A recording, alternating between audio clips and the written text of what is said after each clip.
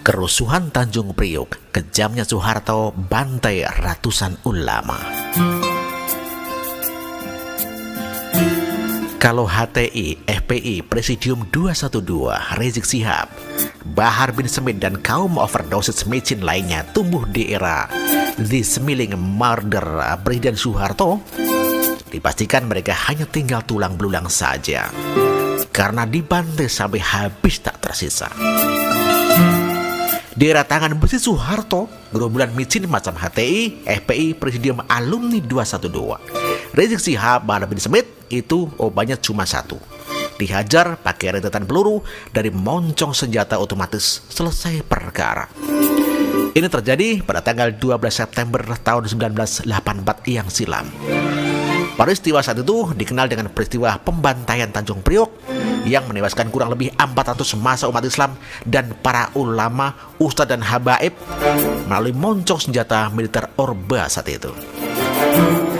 Para ulama, ustadz dan habaib dan ratusan umat Islam tewas berkelimpangan, meregang nyawa dengan mata melotot dan mulut menganga terjang timah panas dari senapan otomatis tentara Orde Baru.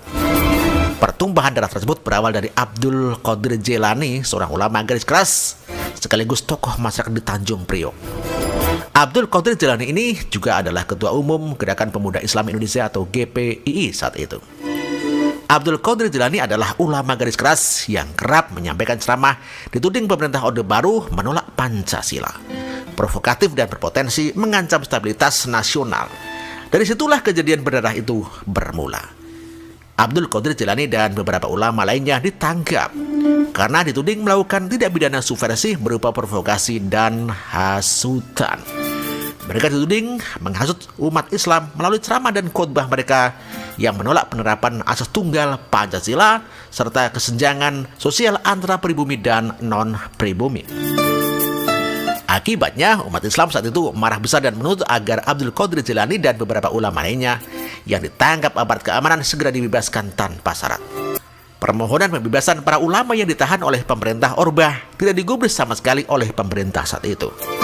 Maka tanggal 12 September 84, sekitar 1.500 umat Islam bergerak menuju Polres Tanjung Priok. Yang lainnya ke arah Kodim yang berjarak tidak terlalu jauh, hanya sekitar 200 meter. Ribuan massa umat Islam dihadang pasukan militer dengan persenjataan lengkap termasuk alat-alat berat perang lainnya seperti panser dan tank-tank militer. Para demonstran berhadapan langsung dengan pasukan tentara yang siap tempur. Mereka meneriakkan takbir dan asma Allah sambil terus merangsek maju ke arah pagar betis pasukan militer yang menghadang mereka. Tanpa disadari oleh para demonstran, mereka telah dikepung dari segala penjuru dan oleh pasukan militer. Para pasukan militer membentak mereka agar mundur, namun disambut oleh para demonstran dengan teriakan takbir dan pergi asma Allah yang bersaut-sautan. Tiba-tiba militer mundur 2 langkah, lalu terdengarlah suara rentetan tembakan yang memekakkan telinga di tengah kerumunan banyak orang saat itu. Rentetan tembakan tersebut diikuti oleh pasukan militer lain yang langsung memuntahkan peluru secara sporadis dari moncong senjata mereka ke arah ribuan umat Islam yang merangsek maju sambil meneriakkan takbir dan asma Allah saat itu. Ribuan umat Islam pun langsung lari tunggang langgang dan tumbang berkelimbangan dihajar tembakan di punggung. Lalu tersungkur berlumuran darah dan tewas dengan mata melotot dan mulut menganga. Dalam sekejap, jalanan dipenuhi dengan mayat manusia yang tewas bersimbah darah. Ribuan orang lainnya panik dan berlarian di tengah berondongan hujan peluru. Sebagian lainnya tiarap sambil menutup kedua telinga mereka. Sebagian lainnya lari, sembunyi di got-got dan selokan-selokan di sisi jalan dengan wajah pucat pasi.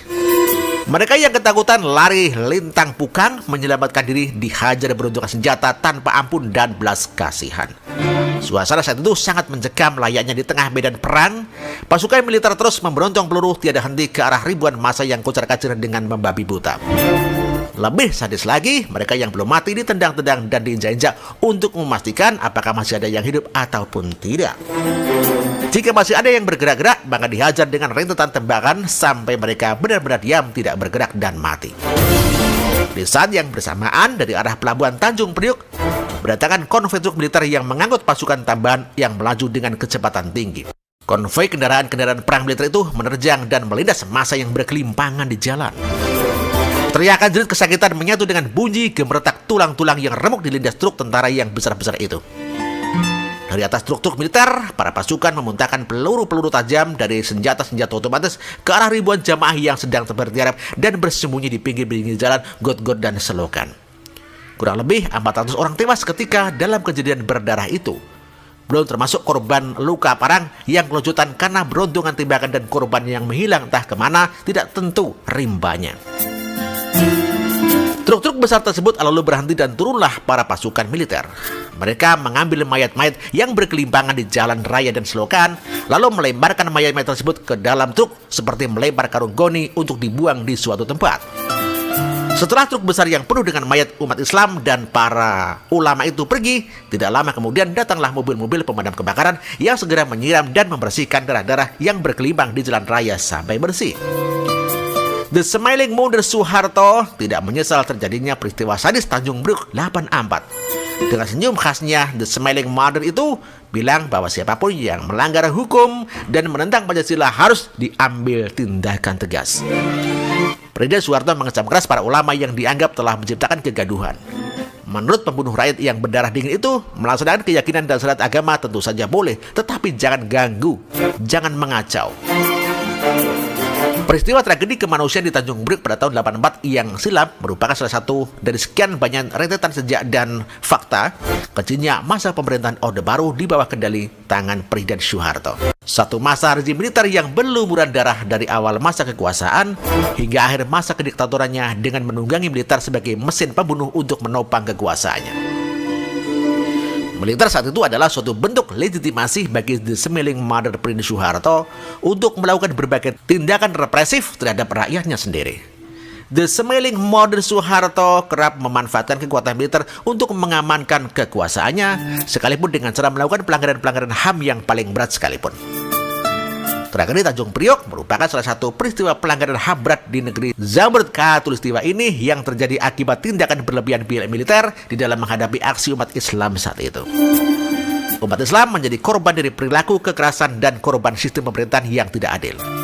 Coba kalau Soeharto sampai saat ini masih berkuasa, saya tidak bisa bayangkan seperti apa nasib para kaum overdosis micin itu. Oleh karena itu, bersyukurlah kalian yang merasa diri hebat dengan mengatasnamakan diri HTI, FPI, Presidium 212, dan lain sebagainya hidup di era reformasi dan demokrasi ini. Bersyukurlah kalian yang hidup di era pemerintahan yang menjunjung tinggi iklim demokrasi dan yang mencintai rakyatnya dengan sumbangsi kerja keras di segala bidang. Bersyukurlah kalian yang hidup di era pembangunan infrastruktur di mana-mana ini, bukan pemerintah yang menjalankan kekuasaannya dengan tangan besi militer.